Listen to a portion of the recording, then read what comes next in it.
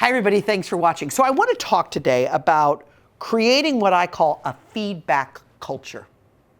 Okay? A feedback culture. Specifically speaking amongst the adults now. Not really talking about your students, although much of what I'm going to say could be transposed to them. How do you create a culture where, as a principal, you're comfortable to giving teachers feedback, even feedback that they may not want to hear? And teachers, how can a culture be fostered where you're comfortable giving feedback to a principal, including that which they may not want to hear?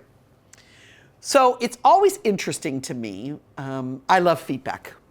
I love feedback. I have owned this company now for 10 years, and I love feedback.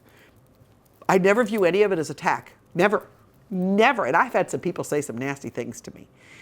I always look at feedback like that. Remember that stuff that your mom used to use years ago when it was like a sifter and you dump things through it and then stuff comes through and that's what you use, like a flour sifter or a sifting eggs, and then you separate the yolks from the whites. I always think of feedback with that exact same way. I'm going to sift through what I find irrelevant. I've had actual people tell me that I don't talk enough.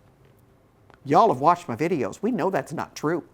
So I sift that feedback through. That's not relevant to me. I've had people say that I talk too much. Those I might listen to. So how do we foster that? How do we create that? How do we nurture that in our schools? I think there is a huge secret to feedback that has been hidden for years. Ready? Feedback are just opinions of someone else of what you're doing.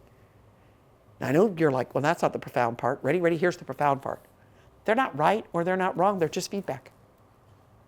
We take them as right or wrong. We get bristly and upset. She said I talk too much. Who is she? Who is she to say that I talk too much? What does she know about me? If I don't think I talk too much and no one has ever said that I talk too much, then I'm not going to listen to that feedback. But when 25 people say you talk too much, you might want to listen to that feedback. So how do you create it as a principal? You create a culture where not only you give feedback, but you are okay receiving it. And teachers, how do you foster that with your principal? Give feedback and be comfortable receiving it. If every single year your administrator says to you, I need you to show up to meetings more engaged, and you think, well, I'm engaged, but you've heard that 25 times, guess what? You're not engaged. So pick up a mirror and figure out how you can get more engaged. If principal, your teachers are telling you that you come across as cold, ask them how you could be warmer. So I think there's really a way to foster feedback, because I think feedback is how you really, really move things. None of us, we all have blind spots about ourselves. And feedback, though, is how you can really grow.